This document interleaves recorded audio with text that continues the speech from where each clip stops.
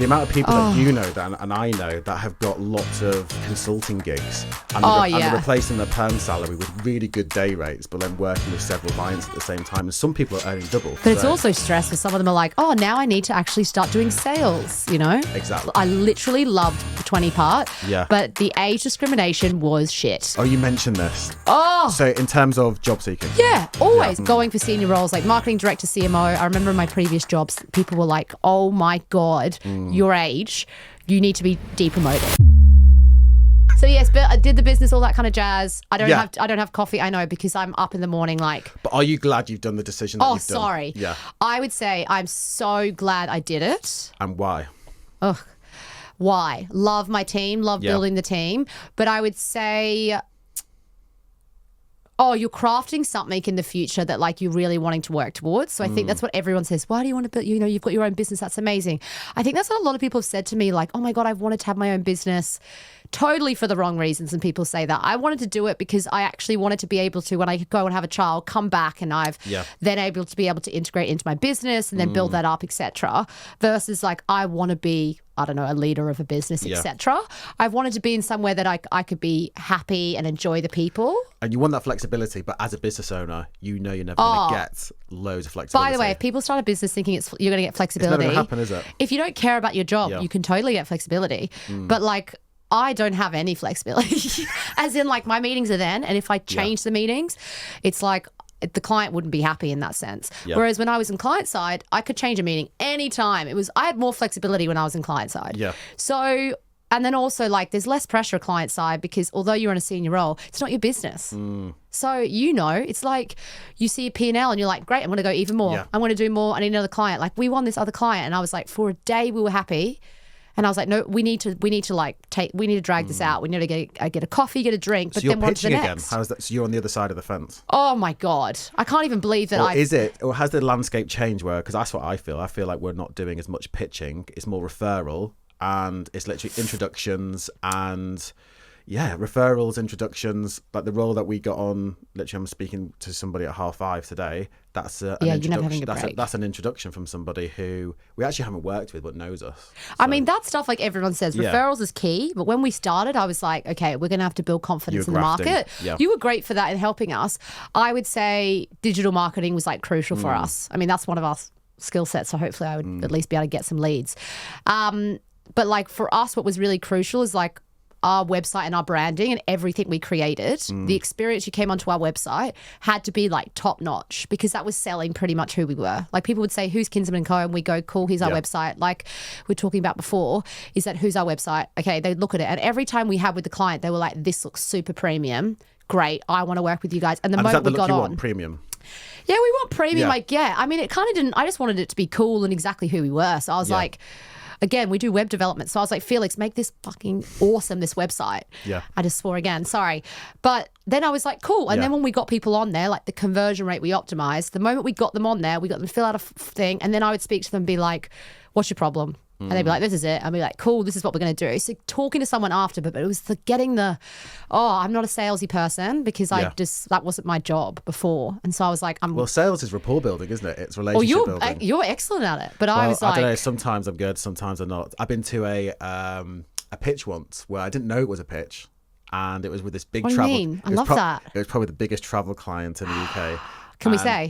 I can't say. But classic. they never told us, and then walked in thinking it was going to be a casual chat, and there was literally a panel, and we were supposed to present. We presented. No. We presented. You won it, obviously. And we didn't win it, but... Oh.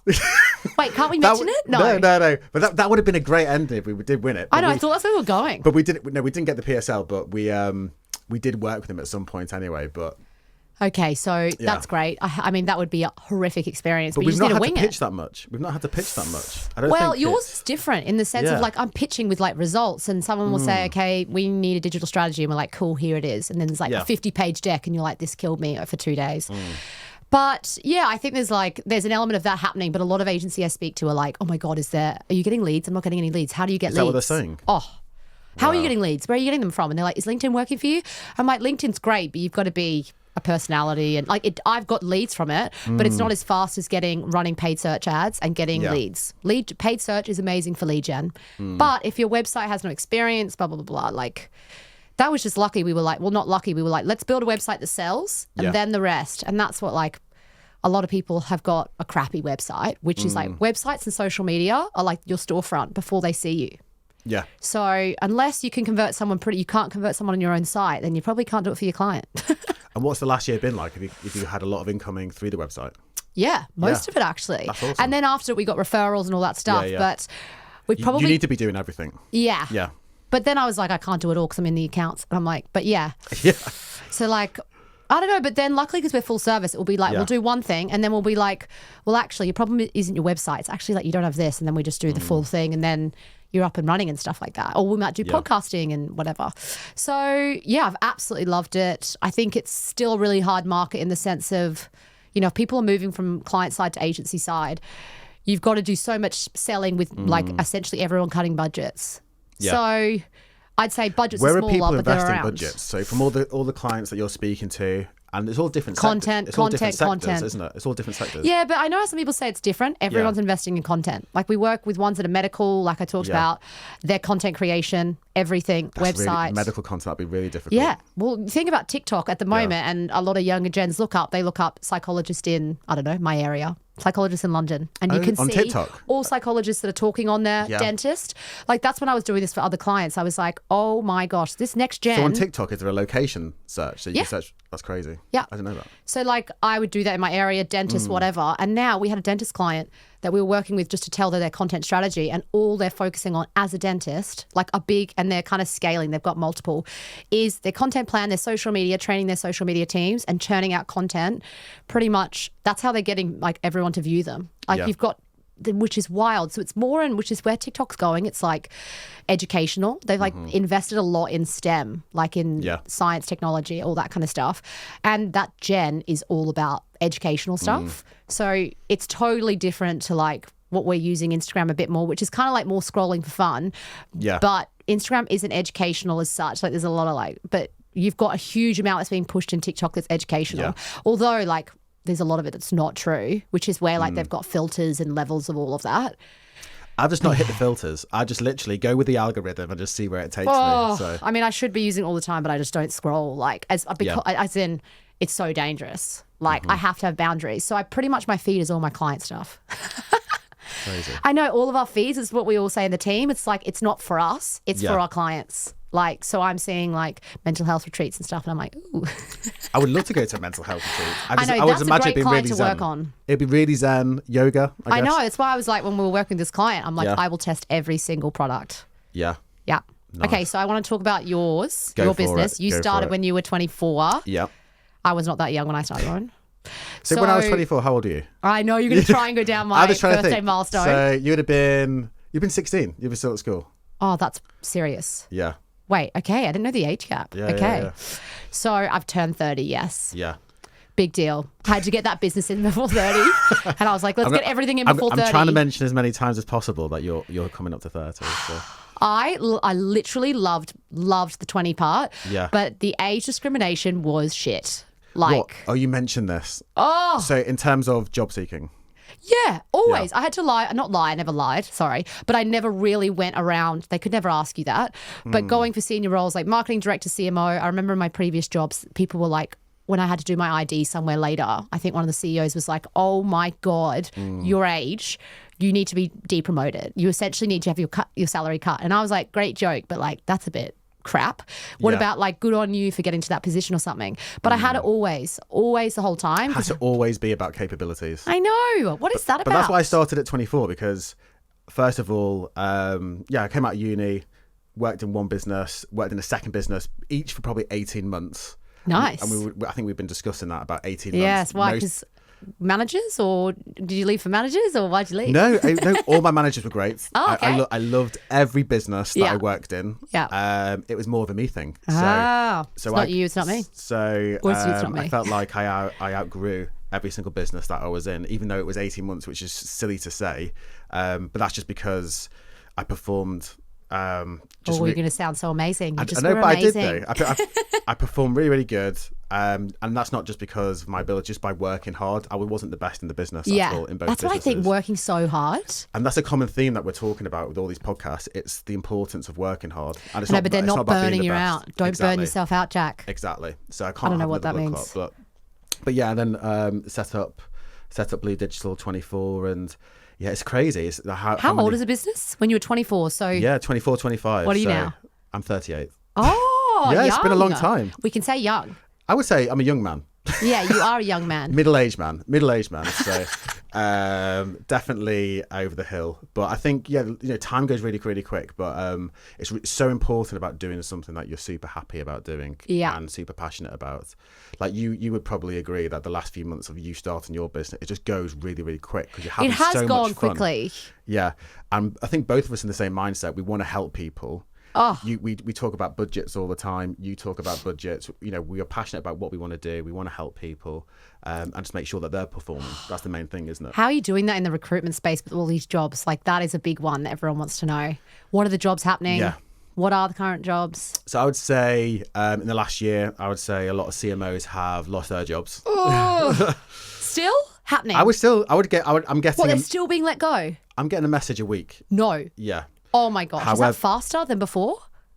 No, I would say it's obviously within during COVID, during COVID there was a bit of a pause, but after COVID there was a huge trend on basically interviewing and recruiting people, lots and lots of people at exec, manager, and CMO level. But then afterwards, as things have changed, the inflation, the cost of living crisis has gone up. Inflation, yep. People are losing their jobs, and you've seen the likes of body shop matches, like we've said. Yeah. But as soon as, I would say the average amount of time, if somebody's losing their job, the average amount of time is 3 to 4 months before someone's getting something, which is a relatively short space of time, I think. What, 3 to 4 months they get a new one? I would say it's actually not that bad. On average. From a CMO. Yeah. So there are some people who are getting it, like we got somebody within a week of coming onto the market, and there are some people who we're still speaking to after 12 months. How do they find that with pitching themselves? But a lot of them being let go. It's really difficult for them. I bet it must be. And it's like mentally it'd be really hard. Mentally it's really, really difficult. Because they're so excellent, right? Like some of them, like you've got some amazing ones, etc. And then everyone we speak to is absolutely lovely. Oh. They're really, really good at their roles. But it's just square peg, round hole type of thing. So you're getting businesses who are recruiting CMOs. They've got, say they've cut the top layer off, and they're bringing either the people up below, or they're bringing on smaller agencies to come on board in a fractional capacity, or coming on board to set the strategies on like a consultancy basis for 6 months. But what I think you'll see next year is you'll see a lot of more movement at a CMO level. But I know we were talking about this like 6 months or 8 months ago before I was starting this, and I was like, what is it like? And you're like, it's going to get better. But is it the fact that are the people coming to you now because they've made mistakes with the hires? It's a combination. Oh, I wanted to have one answer there. So we were saying earlier, we're probably getting a CMO role on every single week, and we're getting really good people roles. But I think in terms of what we've seen in the market, we're seeing lots of clients bringing on people, and obviously people are on like 3 to 6 months. And what I've seen increase is the amount of time somebody will give to a CMO to actually perform. And it couldn't just not be a CMO, it could be like an exec or a manager. But there were really short time periods in terms of performance. You either got to perform in the first 4 weeks, 8 weeks, and it's sink or swim. That's what I mean, 4 to 8 weeks. Sink or swim, yeah. Okay, and have you seen, oh my God, no, I can't ask this, that you've had some that they've like let go in like 4 weeks? Yeah, no, it definitely happens. But in 4 weeks? What's the shortest time period you've had? Probably like a week. Oh. Yeah, exactly. How can you get that so wrong? But that's only a small proportion. Yeah, sorry. That's only a small proportion. You usually nail the recruitment phase. It's not. We usually nail it. Yeah, we usually nail it. But and I'm talking about processes which are ours or ones that we hear of. Yeah. So speaking to CMOs, like the CMO group that we're both in, it's like 500 people, 600 people. Are we in people that? now. Oh, together. The DLC. Oh, sorry, yours. I thought you meant another one. Oh, yeah, sorry. Yeah, is there another one? No, there's no other group. No one's creating any other groups. Yeah. But I would say it's busy and not busy at the same time. It's crazy. Like the amount of people that you know and I know that have got lots of like consulting gigs and they're replacing their perm salary with really good day rates, but then working with several clients at the same time. And some people are earning double. But it's also stressful. Some of them are like, oh, now I need to actually start doing sales, Exactly. And they're like, that's not my area. Like I'd be in a role. Difficult. You don't really think that. When I was like, yes, I'm going to be a CMO when I was younger, etc. You didn't really know that, okay, one, it's going to take, you need to have patience because it's going to take you time. When you get to the top, pretty much, it's going to take you a while. And then the shortened time span is like 18 months, like you said before. So you need to know that you're not going to be in your position for a long time. It's going to be really hard to get. Okay, positivity, it's great and amazing when you get there, but there probably might be shifts, right? That in this CMO role that it's going to potentially change. Yeah, and we've talked about that quite a bit, haven't we? So CMOs making that leap to CEO and MD. So I would say there's probably a month, 2 people in our network who are getting those CEOs, MD roles. Are they? Yeah. Interesting. Which is MDs. cool, though. Which is really I think that makes sense. Yeah. Like from a... Oh, it's hard though because you just kind of, you either need that strategic piece anyway, you know? Yeah. Okay, so what can we end on for our next episode? I don't even know what the next episode is going to be about. Neither do I. It depends on what people want to hear. But I would think it's say... definitely worth, in the comment section, if there is going to be a comment section, and it's weird for me to say that. In the comment section, please comment about anything you want us to speak about. Yeah, challenges. Let's do it. Challenges, trends, any guests that you want us to actually speak to. Yeah. Any good people. Definitely recommend some people if you feel as though they've got some really good talking points and would add value to the podcast. But I think generally, I've really enjoyed it. Me too. Yeah. I want to try and leave with something that, like, a challenge that people are having, especially with our clients at the moment. I'm just trying to think about it. I just can think of budgets being stretched. Oh, I think it's fine with budgets being stretched. I think there is a lot of waste in certain areas for sure. I don't think it's waste, but I think like we could be more efficient. So I think with agencies, you can be more efficient with your spend. But I would say you still need content creation is what needs to be invested in. And when we were talking about it previously as well, is having to convince the board about some of your ideas. So that comes up so much. If you're going to have to build a case for everything with the uncertainty of digital changing, tracking changing, analytics. I've done that session on GA4 and everyone that was senior was like, oh my God. But everyone loved that. I know, because I was like, I knew what it was like in a different position when I was like, what is going on with tracking at the moment? Like, are we losing cookies? Are we not? Now we're not losing them.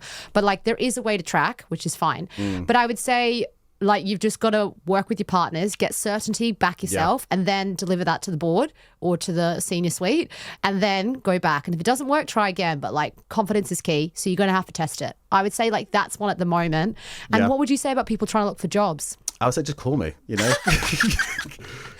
Just call me. You're say call you, right? But I would say, you know, if anyone needs any advice. Yeah, you're pretty good for that though. Like, I've actually not been hired by you before, but you've always helped me. Oh, that's true. But I've always helped you recruit good people. You've always helped me recruit people. But I would say if anyone needs any advice or any help, I'm more than happy to. You are good with that. Like, just jump on a video call, have a conversation. Even if you don't have time, I've got like pre-recorded Zoom videos that I can send across to you guys, just about how to actually set yourself up for success. Nice. But I think in terms of what I'm really excited about for the next podcast is just talking more about, you know, all this kind of stuff which is really relevant. So, you know, how people can get jobs and what's the trends at the moment at CMO level. And you've got some really great insights, you know, working cross sector. Yeah, especially there's always similarities, right? Yeah. But everyone's facing like similar stresses. But I think there's going to be a point where everyone needs to find their level of like, this is too much. And we need to pull back, and I need more people on the team. I'm finding that in like other industries, my friends, etc. is like, what is the priority? We're going to have to deprioritize some stuff. Like content creation, if that's going to work, focus on that. Don't focus on like 15 other different things that your boss is asking you for. Like there needs to be priorities, or you will leave the company or burn out or whatever, you know? So I think that will be an interesting one when we start talking to more people about what are they doing, if they're leaving or not. Cool. Well, thanks everyone. It's been great. It's been really good.